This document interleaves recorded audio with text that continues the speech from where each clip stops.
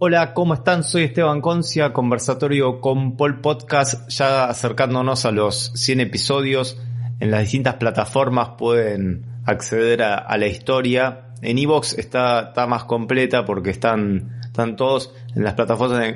El resto de las plataformas en general toman los últimos 20 episodios, pero bueno, la verdad que un gran trabajo realizado en estos últimos 3 años, acompañando otros desarrollos que tenemos, como nuestro newsletter en Review, lo pueden buscar en esta empresa que está asociada con Twitter, también nuestro canal de Telegram como Esteban Concia. Y sin más preámbulo, hoy quería comentarles un poco sobre el rol del influencer, el rol de la persona influyente en las redes sociales y si eso sirve o no sirve. Así que vamos a estar desarrollando este tema.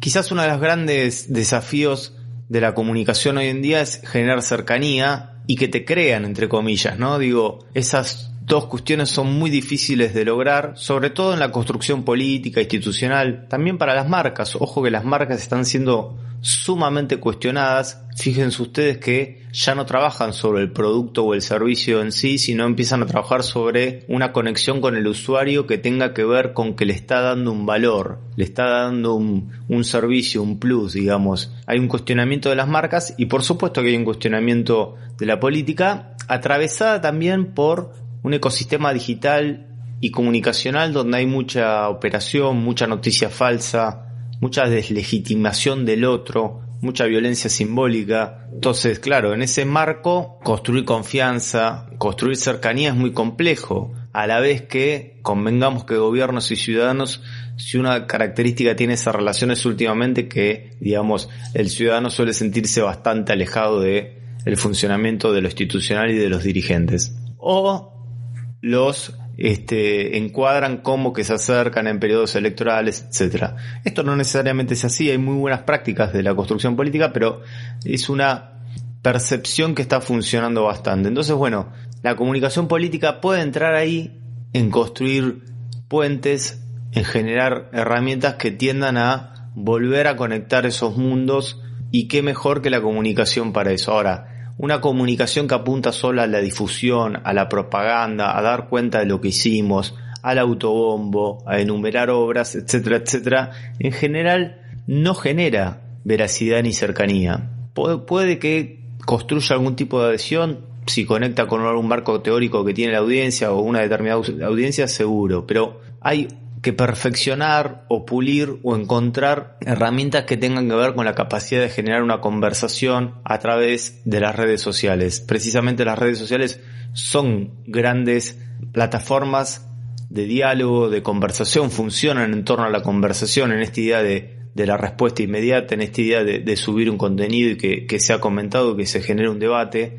Y claramente las personas que son influyentes en las redes tienen un rol muy positivo, muy piola y muy interesante para la comunicación política. Dentro de los influencers están los más grandes. Yo diría que esos es más difícil de sumarlos porque en general están ligados a las marcas, en general ya son prácticamente una empresa, lo que hace que meterse, entre comillas, en el accionar político, en el barro de la política, les resulte muy, muy difícil, muy contradictorio. Entonces suelen, digamos, como esquivar este palo, por lo menos en nuestra experiencia. Y además tienen otro gran problema, que así como decíamos antes que la publicidad en un sentido de difusión, las grandes marcas están sufriendo mucho para comunicar, también lo están haciendo las grandes cuentas. Fíjense, por ejemplo, que en Inglaterra se está estudiando un nuevo marco administrativo legal para que el influencer que hace una difusión de un producto tenga que poner que es una publicidad, digamos,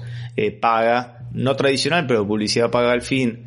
Es decir, empiezan a ser cuestionados porque además, al ser cuentas tan grandes, uno va perdiendo la interacción.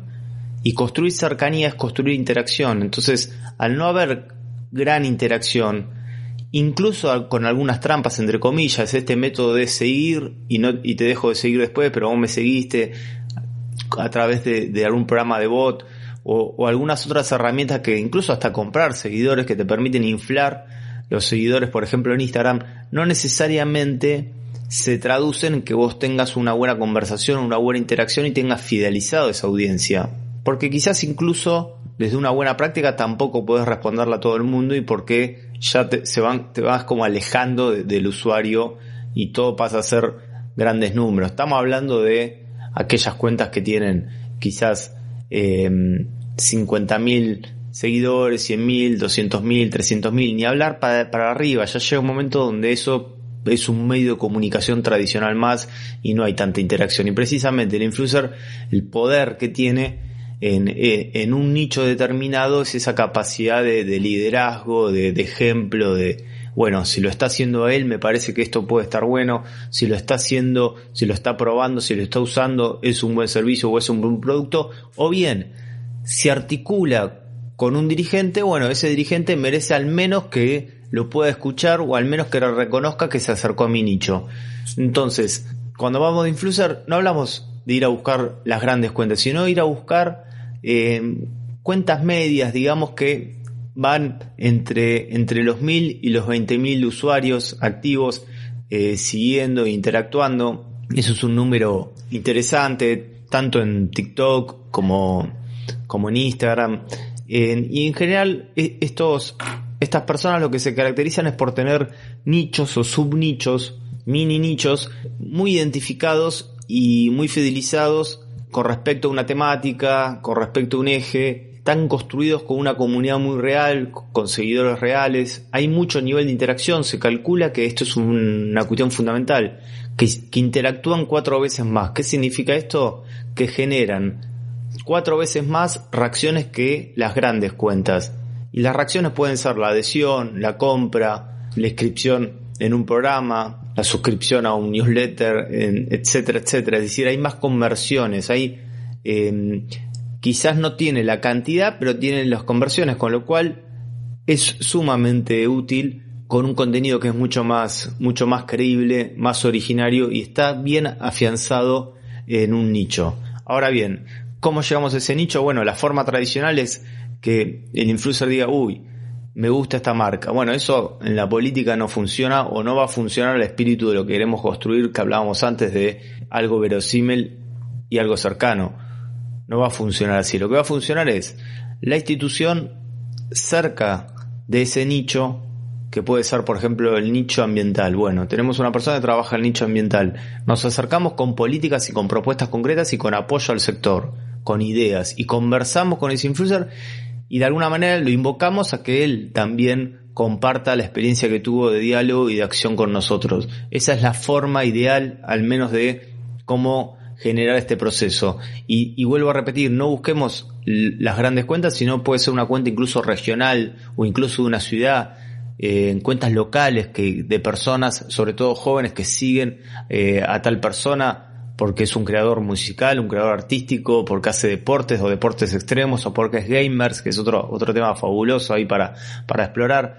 Y vamos a buscarlo con una propuesta de trabajo, no con que nos nombre solamente, porque eso en realidad va a estar visto como una publicidad, como un chivo, como decimos en la Argentina, pero no va a estar mal visto si generamos algún puente que tenga que ver con identificar acciones posibles en ese campo, en ese nicho, y conectarnos desde ahí, empezar a trabajar el nicho en serio y después conectar con la persona que es influyente en ese tema. Y esto va a funcionar en general. Además, la persona que administra estas cuentas se siente valorizado y por lo tanto, y como su juego también es mostrarse permanentemente en su nicho, va a difundir lo que hacemos nosotros, y todo lo que sea que el otro diga por nosotros hoy en día es fundamental. Así que este es un método 2021 para trabajar con influencers. En principio sirven muchísimo, y mucho más sirven las cuentas de 1.000 a 200.000 personas, y mucho más sirven si ellos nos mencionan a nosotros, no como propaganda, sino nos mencionan con un programa, con una serie de acciones en conjunto. Gracias por escucharnos hasta acá. Soy Esteban Concia, Conversatorio con Paul Podcast.